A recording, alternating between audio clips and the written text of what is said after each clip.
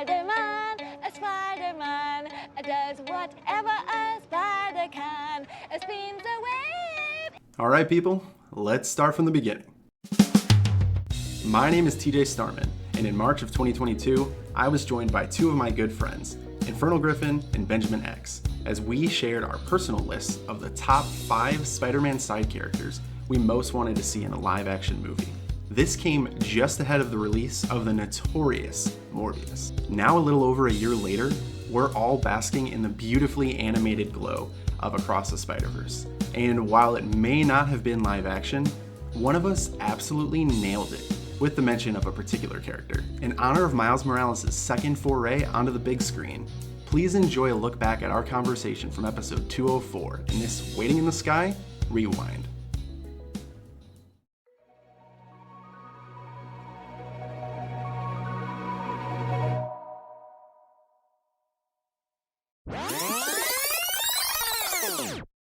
All right, so with Morbius right around the corner, you know that we had to get talking a little bit of Spider-Verse, a little bit of Marvel action with this episode. So I brought on a couple of friends from my time in Omaha. One has been on the show already, and that is InfernalGriffin making his return. Isaac, welcome in. Thanks for having me, TJ. And so in addition to Isaac joining us again, we also have Benjamin X making his debut on the show. Hey, glad to be here, bro.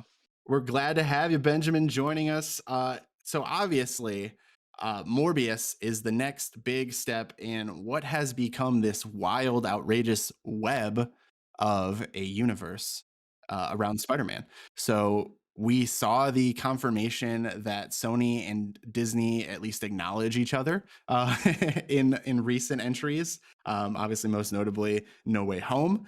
So I think that this movie has some added stakes because we don't know exactly where they're going with the Spider-Man storyline in the Marvel Studios, Sony realm.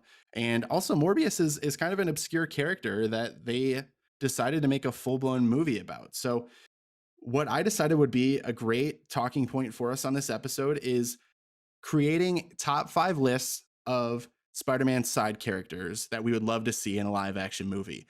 And the one caveat is they can't have already appeared in a live action movie. So these would be the most anticipated to make a debut appearance. Do you guys want to talk about just like your experience with making this list? What was it like for you? Let's start with Isaac.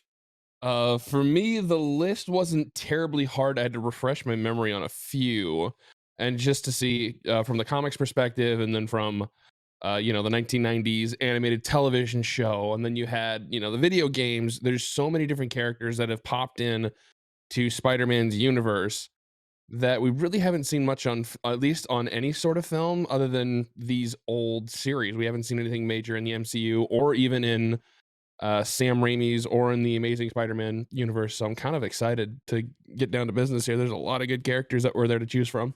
Absolutely. Benjamin, what was your experience? I kind of just ran a crash course on obscure villains and stuff. Went through a couple YouTube videos, went through a couple fandom sites, and it was a great experience because I mean, as much as I love Spider-Man, I didn't grow up with the comics like that, so I didn't know like all this history of throwing in villains that may or may not work when Marvel was like doing more experimenting in the 80s and 90s and stuff. So it was and I actually found one that I didn't even know existed, but I really kind of clicked with it and I saw a lot of potential in it. So now that villain has kind of made a staple in my mind. So it's an eye opener, really. It's pretty cool. This is going to be interesting. It's exciting when you find those diamonds in the rough, isn't it? Right, exactly. It sounds like you guys had pretty similar experience to myself when I was doing this. Benjamin, you mentioned, like discovering new characters or just learning new things about some that you knew already. Because I also, I didn't grow up reading the comics, but I love the character, and so Isaac mentioned like the cartoons and stuff, and Marvel really did go crazy in the 80s and 90s, so there was a lot to pull from here. The best way that I could think to have this conversation, because we're kind of consolidating 3 top 5 lists, is this is something that this format is something that I saw on the Top 10 podcast, which is Matt Nost and John Roca talking about movies. And so what they do is they have what's called a punt. And so we will start individually. We'll share our rankings one by one, starting with number 5. So I'll go first. I'll say my number 5 is so and so. And if no one else has that character on their list, I'm going to go into a little explanation of that choice, a little background on that character and why I felt that they were deserving. If that character is on someone else's list, if they're at a higher ranking, we're going to hold off on that discussion until we get to that higher ranking for them. So that other person's just going to chime in and say, hey, that's actually my number 3. And then we'll wait till we get to that point to have the conversation. If they are the same ranking, then we'll just go ahead and have that conversation right then and there. Does that make sense, guys? Makes complete sense. Clear as mud. Yeah. So let's kick it off. I'll take this first entry, and I'm curious to see if this one landed on either of your lists. But I went with Mayday Parker, aka Spider Girl. Spider Girl land on anyone's list? No, wait. Nope. Nope. All right. Okay. So I'll go into my little take on Mayday Parker. So May Parker, nicknamed Mayday, is the daughter of Peter Parker and Mary Jane. So she has Spider-Man abilities by way of genetics, handed down from Peter Parker. And so I didn't write down what universe she's technically from. I don't think it's super important with the way that they've just been folding people into whatever universe is most convenient at this point. But I did think, with the sake of kind of the lineage and the family aspect of her being the daughter of Peter Parker, she could be introduced as if you haven't seen No Way Home, I'm sorry, because I'm going to spoil a very obvious spoiler.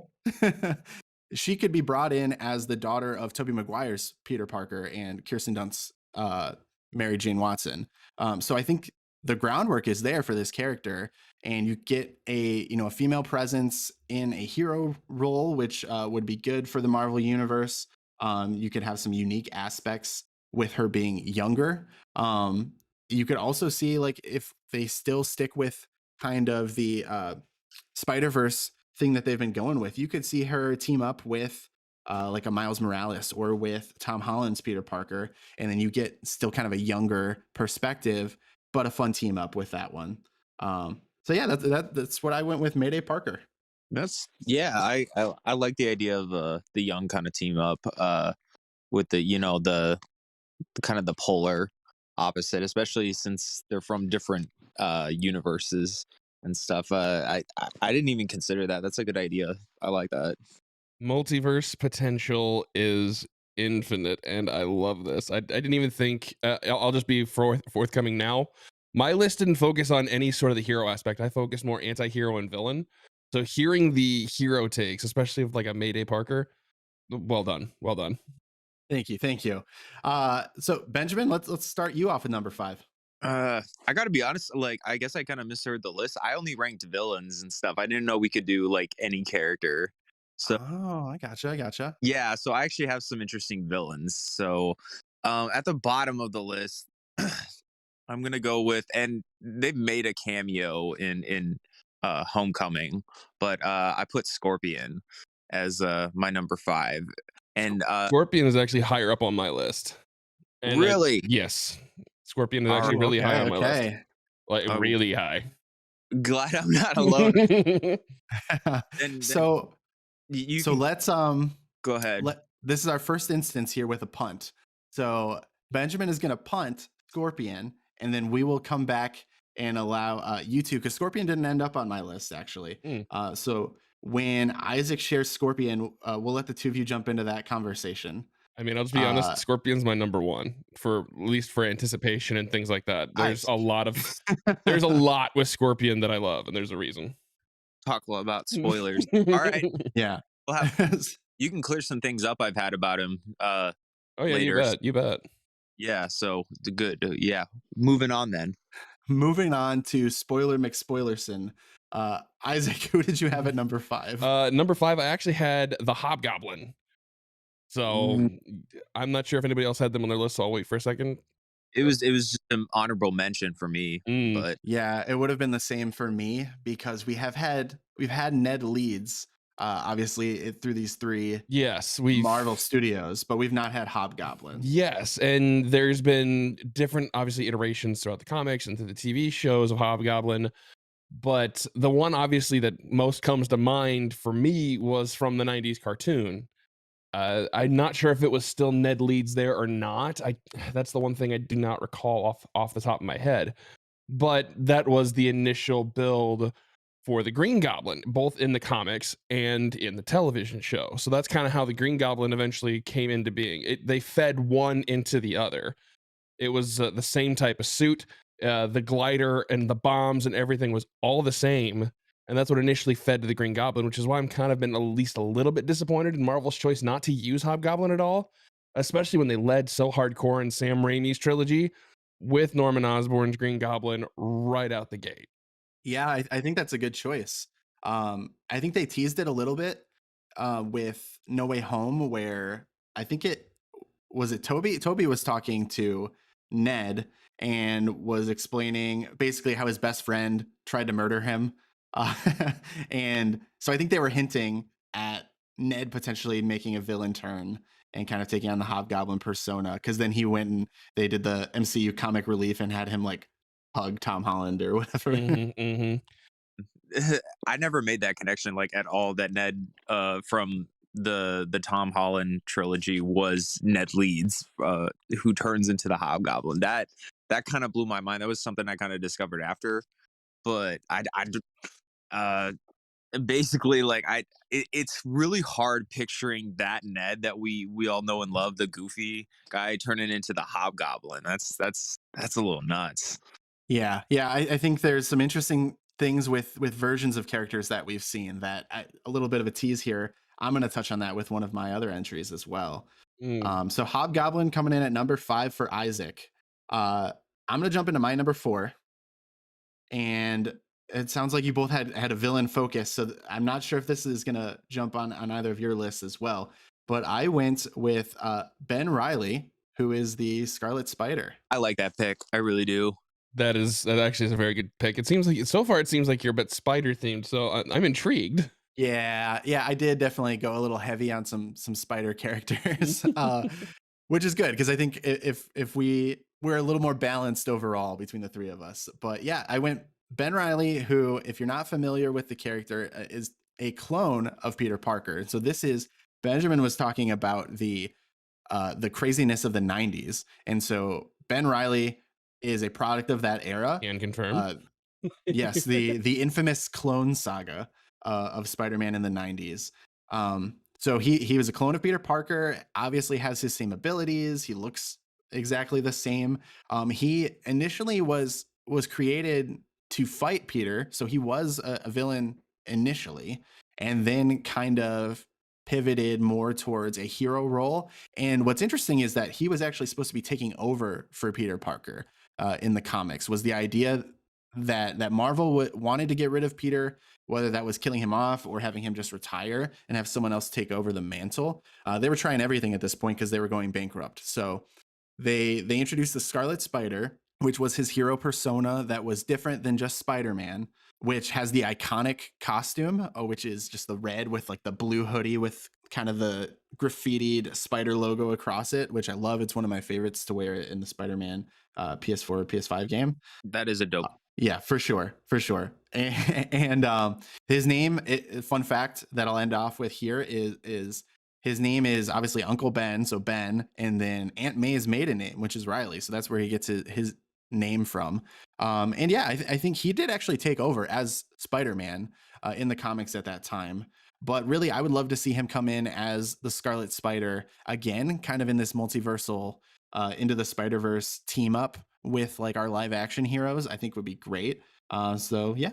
Ben Reilly is definitely a really, really good choice. He did have a short run as Spider-Man in the comics, and I think the only reason they pivoted back to Peter is just because it really wasn't doing that well. but that was a really good character, a really good arc. I really love to see the Clone Saga honestly unfold in either Sony's universe chunk or in MCU's. I don't care. That would be really cool to see. I could see it happening more so in Sony's universe because it's a little more out there. But I think it'd be cool to see. Yeah, yeah, for sure. So number 4, Benjamin, who did you have at number 4? Oh, let me check. Yes. So for my number 4, I have Mr. Negative. Ooh, I didn't Ooh. even think of him. Yeah, since technically Kingpin, if we're considering considering Spider-Man, what was the animated one? I can't remember the title or the animated one. There's Spider-Man the animated series. Or No, Into the Spider. Spider-Verse. Yeah, Oh, I got you. I wasn't sure if Kingpin like fit in this list of what hasn't been in a movie yet. But there's a load of different crime bosses in Spider-Man's history, because like Spider-Man isn't really like fighting giant entities or gods or whatever. He's more of a, you know crime stopper. It's just so he deals with a lot of crime bosses. There have been several, like Tombstone and Kingpin, and Mr. Negative is which I had not really known until I played, the PS4 Spider-Man, and I thought he's a good character. Like, the main reason is because he's crime boss, and there could be an interesting plot line with that. And there's different people that he could hire as, side villains and stuff. But I really kind of chose him because if you put him, like, he looked great in an animated movie, but if you put him in a live action with like the CGI we have today, I think, his look could be very visually striking in a movie. Absolutely, that'd be awesome. Mhm, Yeah. and we definitely saw in the video game the duopoly between his normal personality when we were introduced to very early in the game versus his Mr. Negative persona. So that would be ooh. Yeah, no, I think audiences really like characters who put on, like a different mask, and show their true colors, like on the other side of the screen. Mhm. So that would work very well for a movie, just like as an interesting plot point. Yeah, absolutely. I'm totally on board with that. No.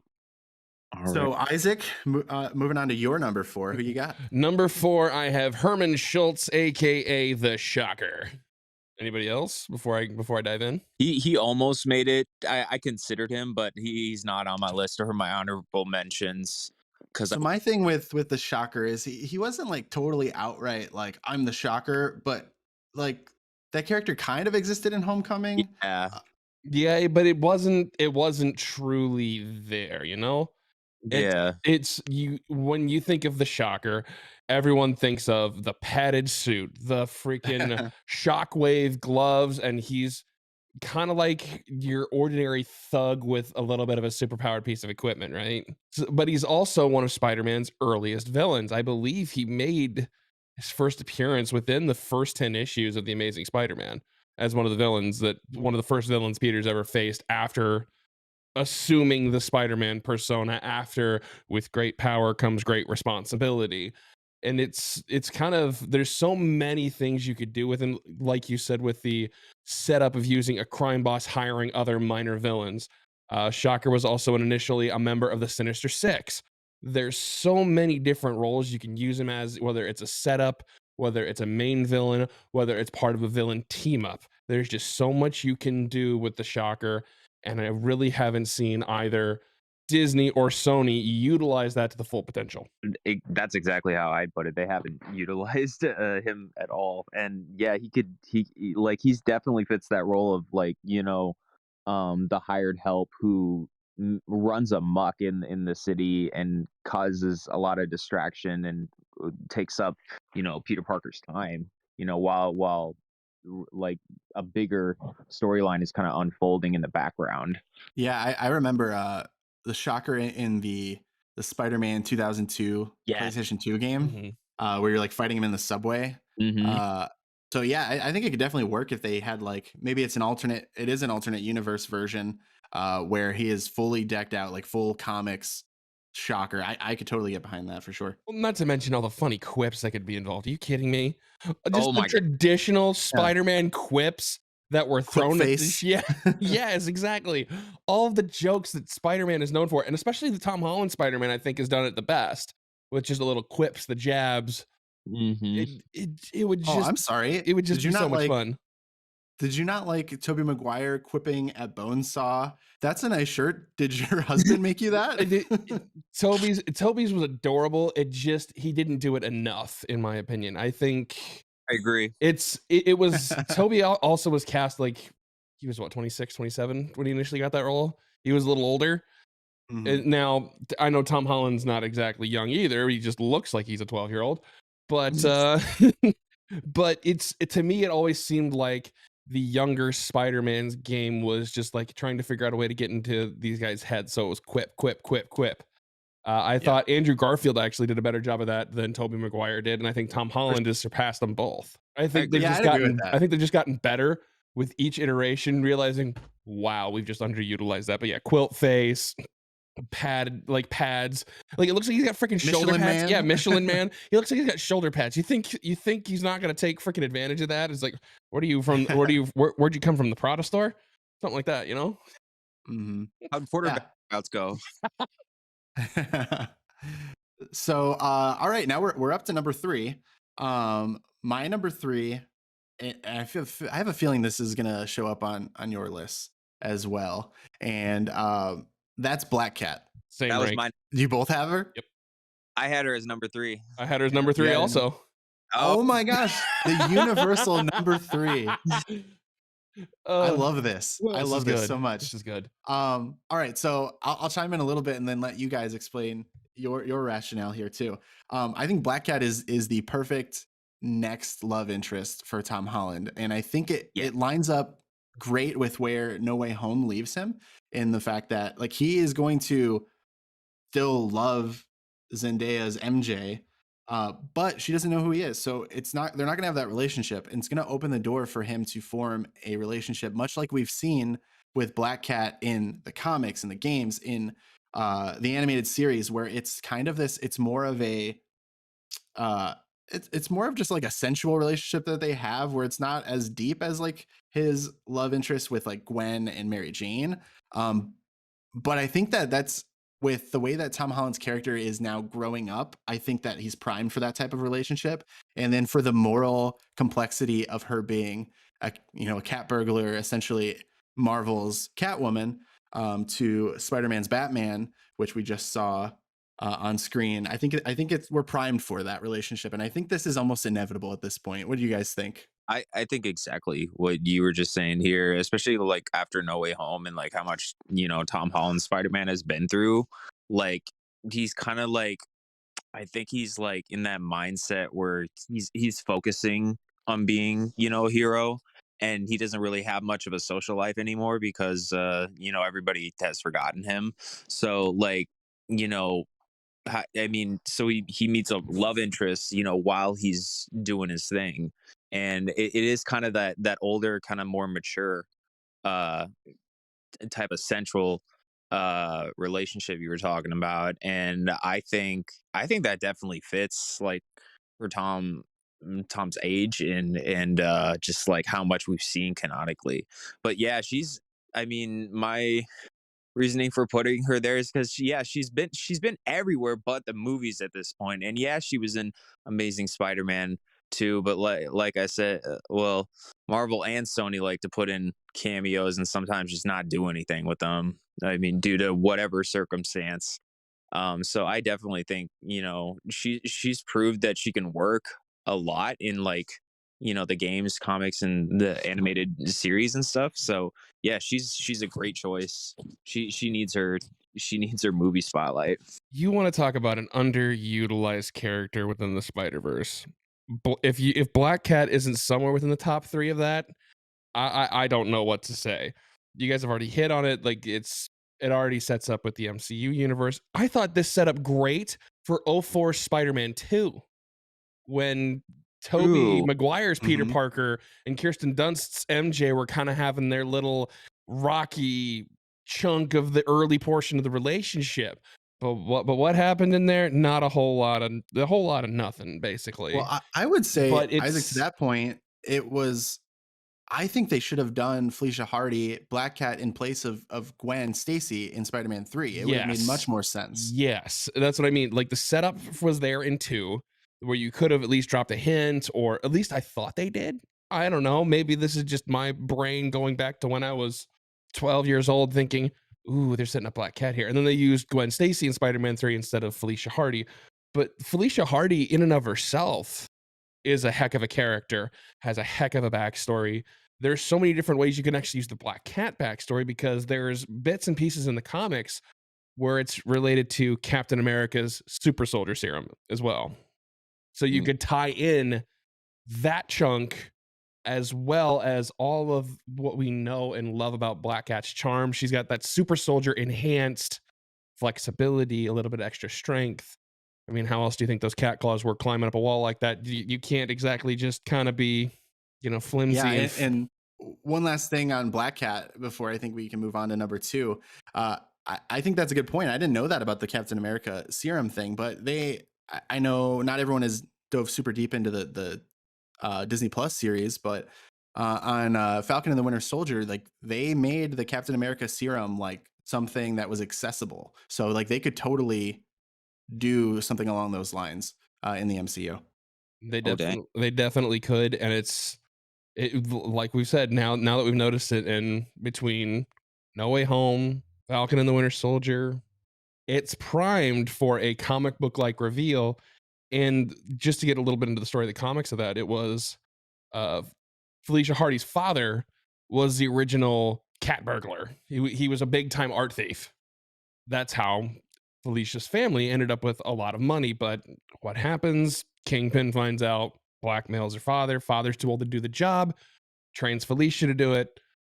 Felicia does it, gets captured by Kingpin's goons, or maybe it was the government. I forget which. There's been a couple iterations, but then, yeah, that happens with the super soldier serum, and boom, she's a better cat burglar. And she can actually go back and forth between a Black Cat persona, because Felicia Hardy's hair is not naturally white. It's not naturally white. I believe it's blonde. I believe. But the transformation sequence is what made it white.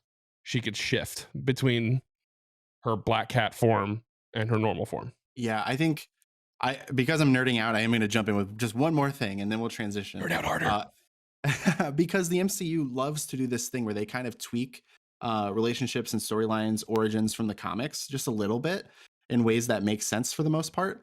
I think if we were able to see some sort of connection between Felicia Hardy as this cat burglar with the Prowler, which we saw Aaron Davis played by Donald Glover in Spider-Man Homecoming. Like Yeah. if he became the Prowler, and like maybe what if they were partners? And that's part of the origin story of Felicia Hardy. Like it would make a lot of sense.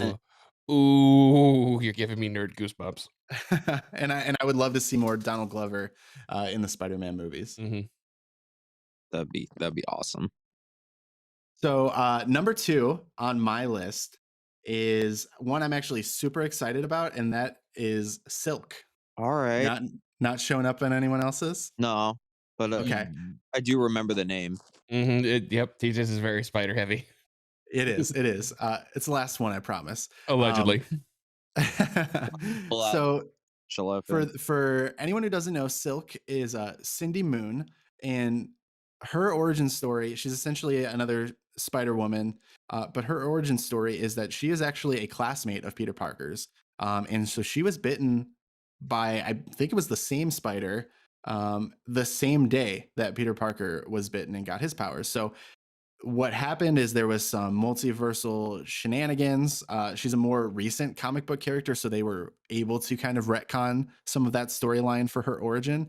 And so I think she like kind of sheltered and hid away for years. And so the idea is that she was always around, but she wasn't, which is the best way to retcon things. And so I think it's great representation. Not only is she a female character, but also she's a Korean American in the comics, so you could also get some representation there for the Asian community.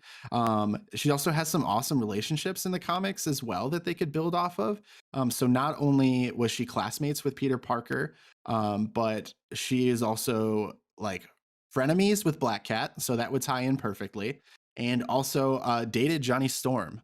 And so we know that the Fantastic Four is coming in soon. You could have that as a nice little nod to the comics as well. Have the Human Torch and Silk maybe hit it off at some point. So I think Silk has a lot of potential, and I'd love to see it.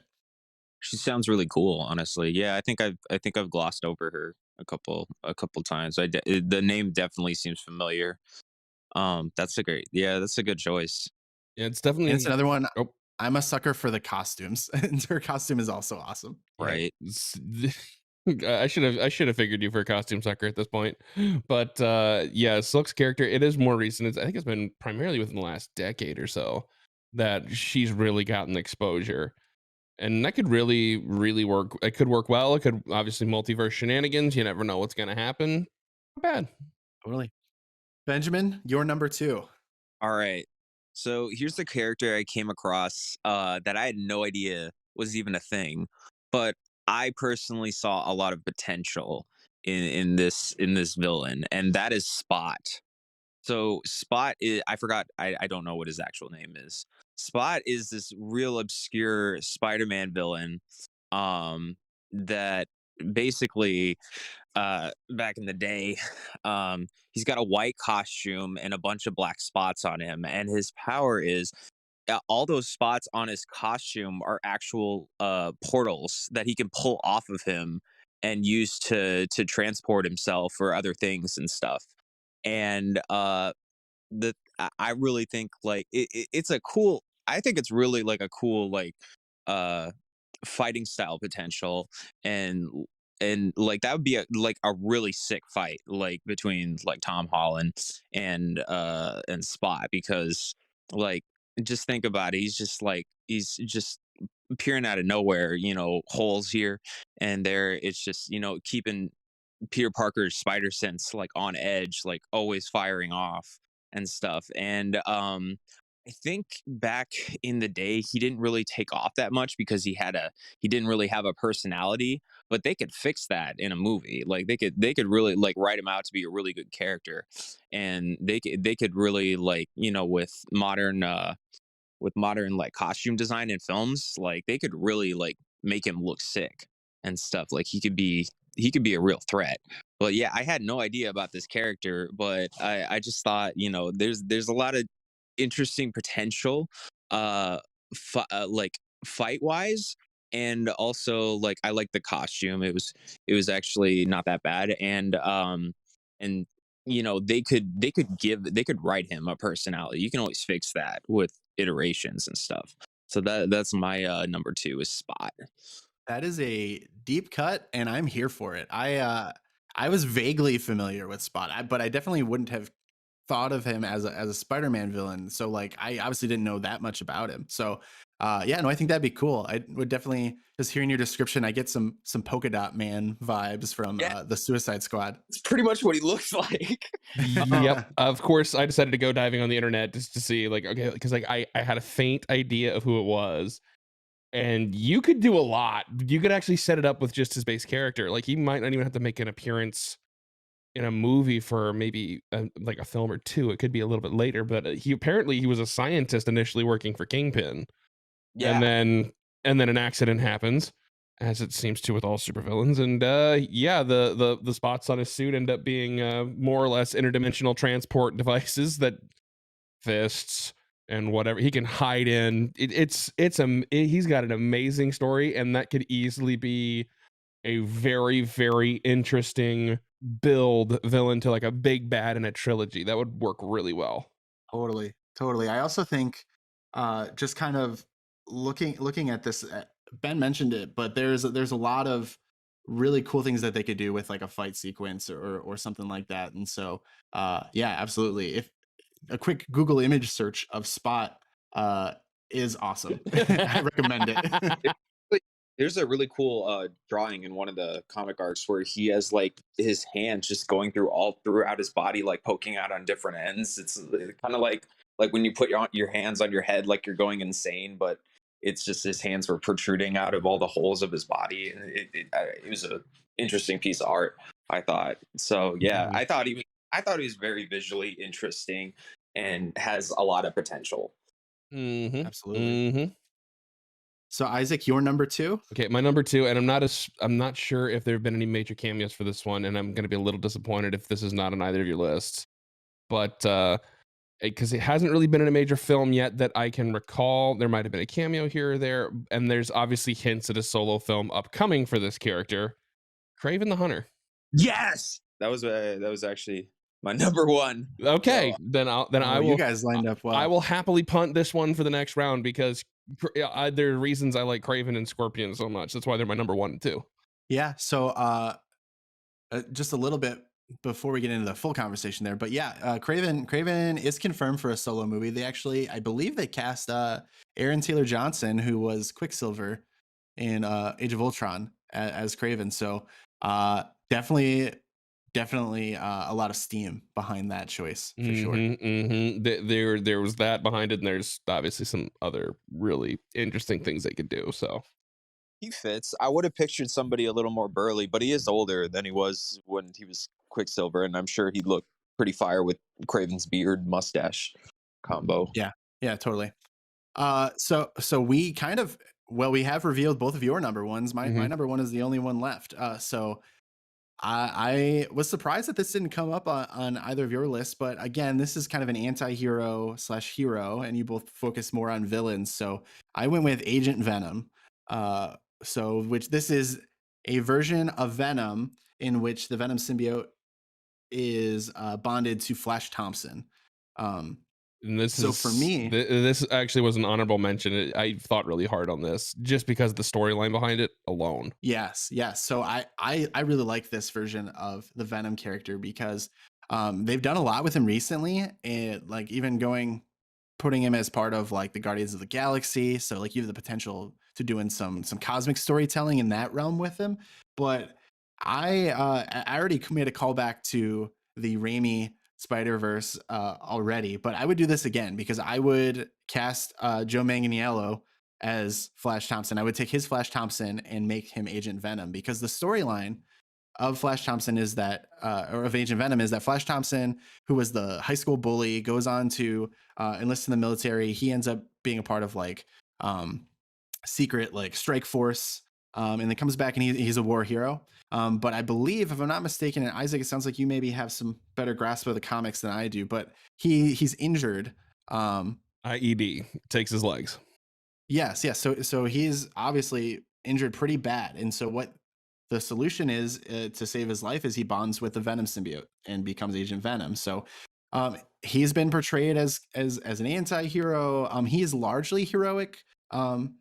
I think standard Eddie Brock Venom is more of an anti-hero than Agent Venom is. Agent Venom is more heroic, but it's cool because he isn't the standard Venom that you know, because he also still uses like military garb and things like that. So in a lot of ways, he kind of has some Spawn vibes as well, because he'll like use guns and stuff, but still obviously have the symbiote powers. So I would love to see that. And having seen Joe Manganiello as Deathstroke in the Justice League post-credit scene, I think he could definitely pull off a badass Agent Venom for sure. I just for the actor pick alone and the universe pick, it would be a perfect little tie-in if they wanted to go more multiverse shenanigans, because of exactly the storyline, and because the original Sam Raimi Spider-Man was 2000.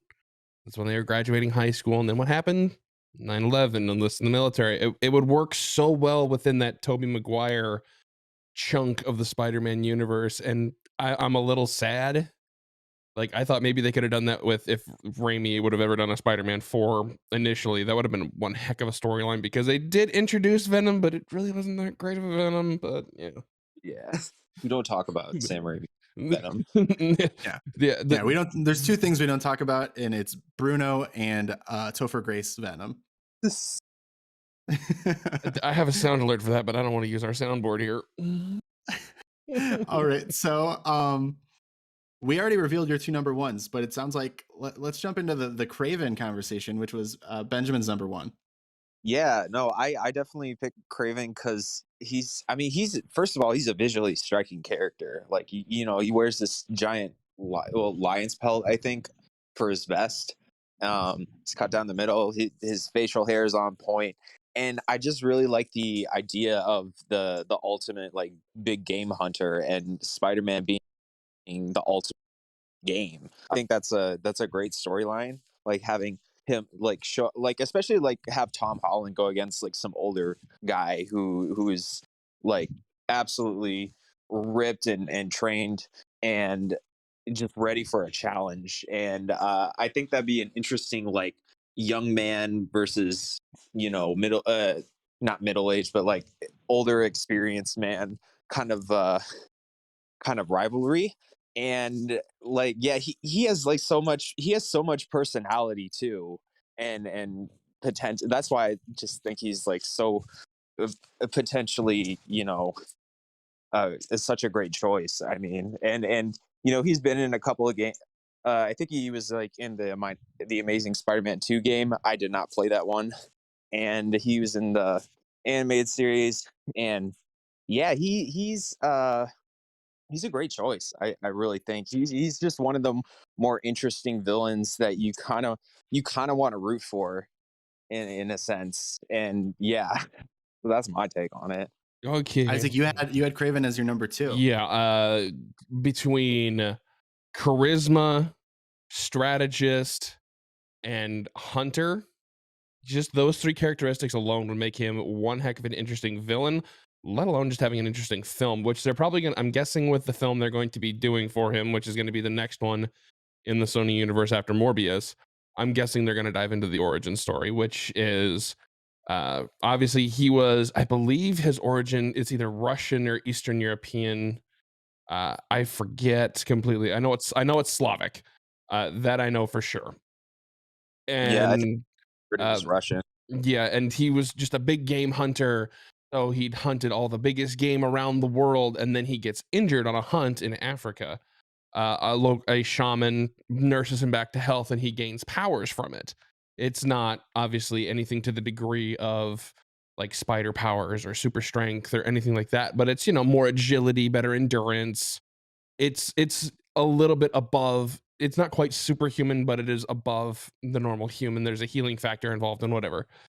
But that would be such an interesting story and just an interesting dynamic because they didn't start as enemies at first.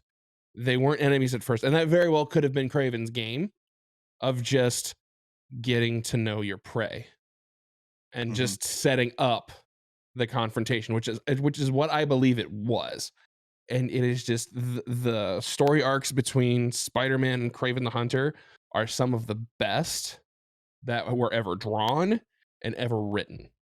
Well, besides my Scorpion take, but that's I'm saving that for a minute. Yeah, so I think like I said, I think that they have confirmed a Craven movie is in the works in development right now. What I would love to see is it take place in the Amazing Spider-Man universe and Andrew Garfield as the Spider-Man in that one. Ooh, yeah, that could work. I think an early 20s to mid 20s Spider-Man against a Craven that's say late 30s, early 40s. That would be Yeah. really interesting. That would actually be ooh, I like it. I like it. So something else you like is Scorpion, obviously. Mhm. Isaac, so that was your number 1. Mhm. Benjamin, was No, that your number 4? No, it was 5.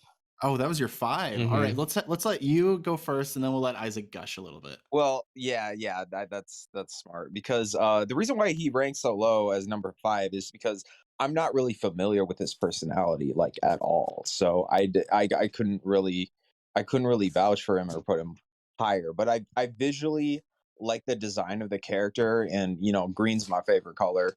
But like the idea of the Scorpion as the bigger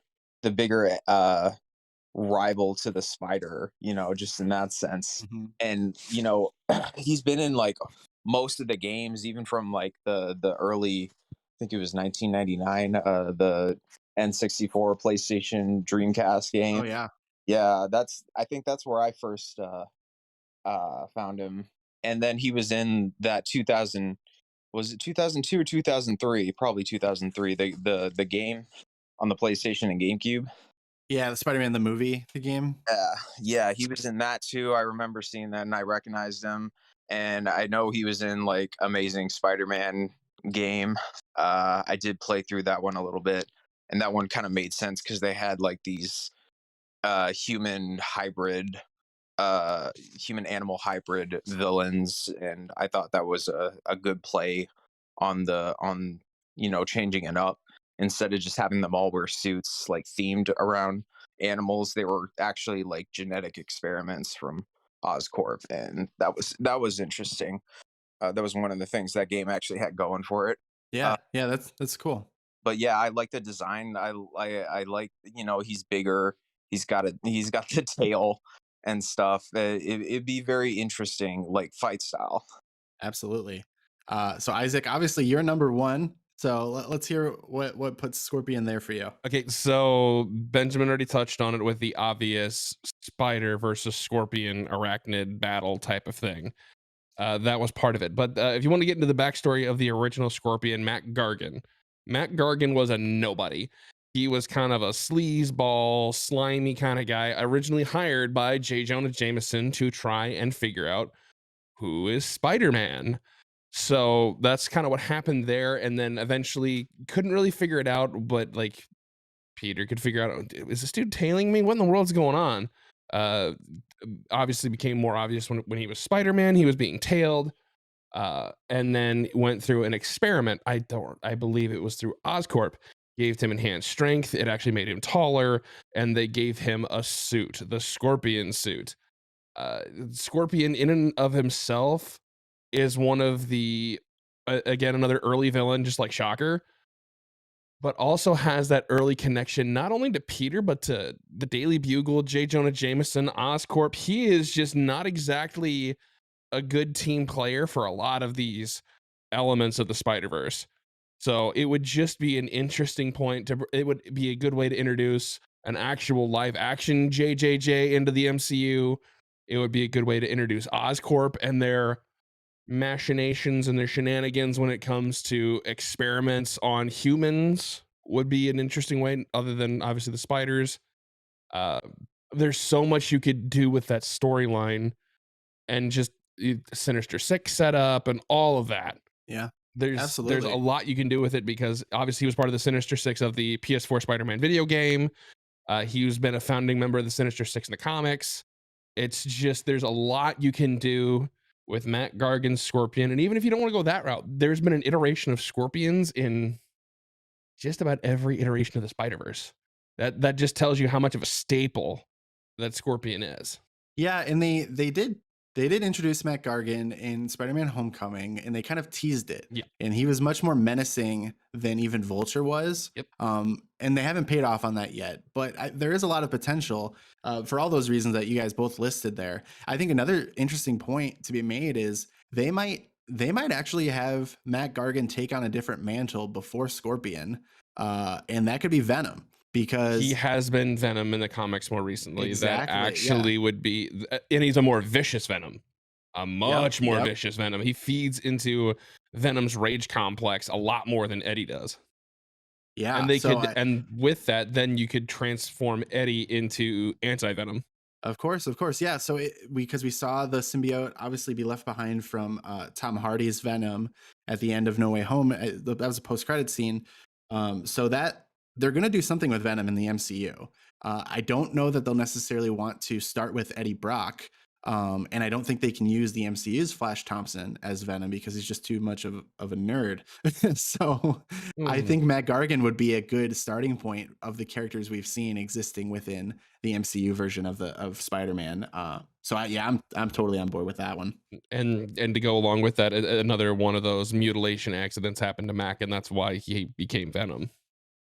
And I believe it was for, no, it's not the Thunderbolts. It's oh God, what's Norman Osborn's group? The Dark Avengers. Yes, I didn't think it was the Dark Avengers. I thought that was too much on the head, but apparently that is what it is.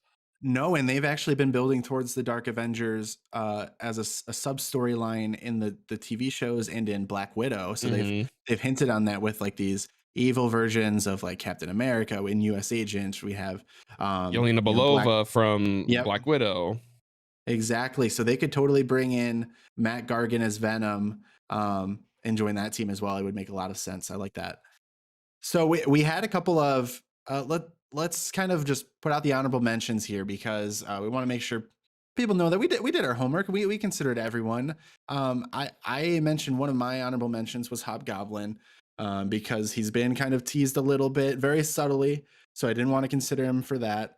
The other honorable mention I had was Miles Morales because while it wasn't live action, he was the star of the Spider-Verse, and obviously they're already have the sequel to that. So like he is being represented on screen, just not in live action. And they did hint at him as well in Homecoming with Aaron Davis talking about his nephew. So like that seems inevitable, and so that's why I didn't really consider him for my list. What about you guys? And any other honorable mentions you haven't mentioned yet? I also had Hobgoblin as an honorable mention, but with Willem Dafoe's reprise as Green Goblin and stuff, I wasn't sure if we were all goblined out or something.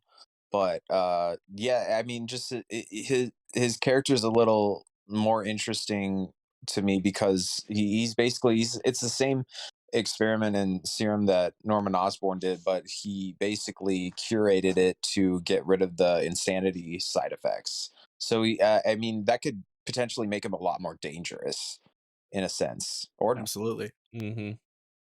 Yeah. So Isaac, did you have any? Well, I did have Agent Venom was definitely one of those for the anti-hero side. Then I had two villains that we've kind of seen cameos of already, but we haven't seen them fully developed on screen.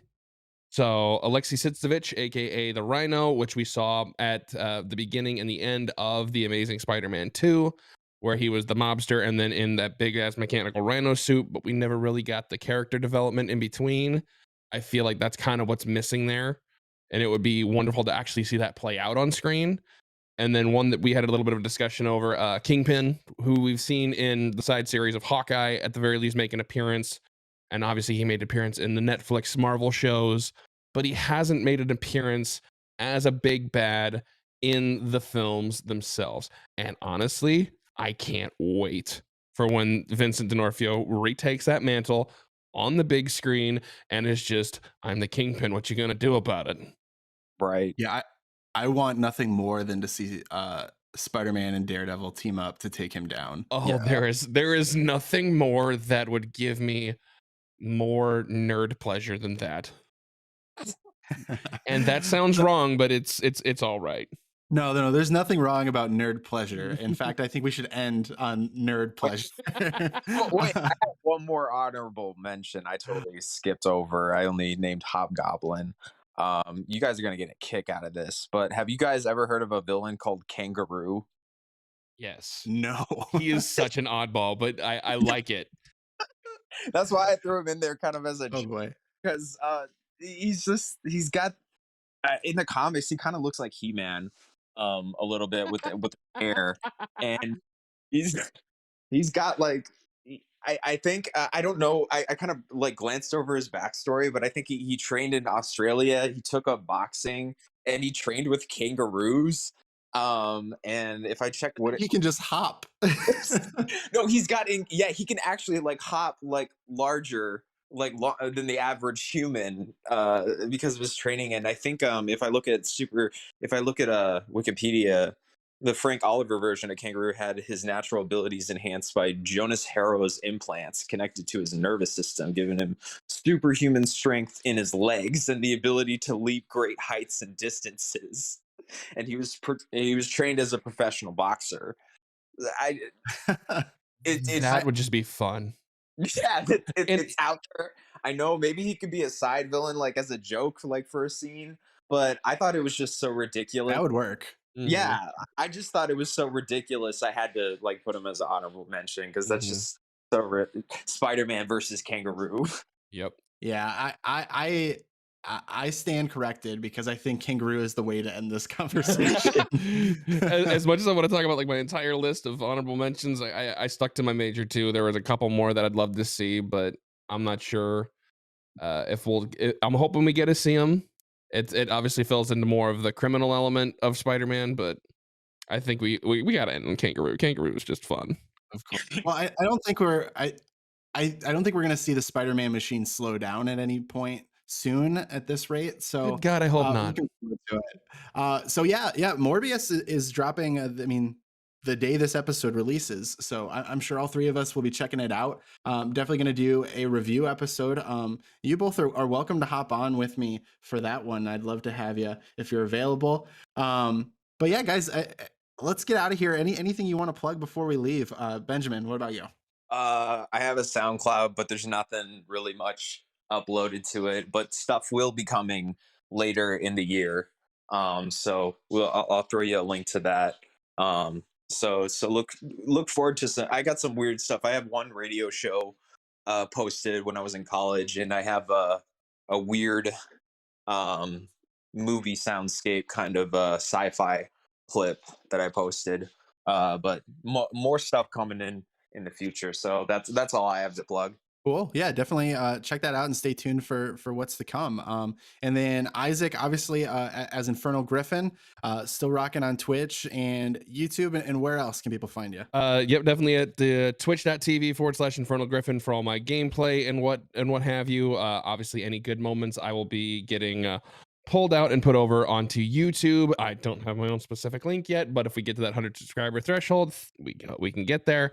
But you can also find me. I've got a Facebook page where I post when I go live with the streams, and when I post my YouTube videos, as well as on Twitter. Everything's the same handle across the way. So I would appreciate anything and everything y'all see fit. And TJ, I appreciate you guys having me on once again. It's been fun, and I would be happy to join for the review. Yeah, absolutely. You guys are both on the recurring guest list in my book. It was a great conversation. Happy to have you both here, and I really appreciate you being here. Thank you for checking out this Waiting in the Sky rewind.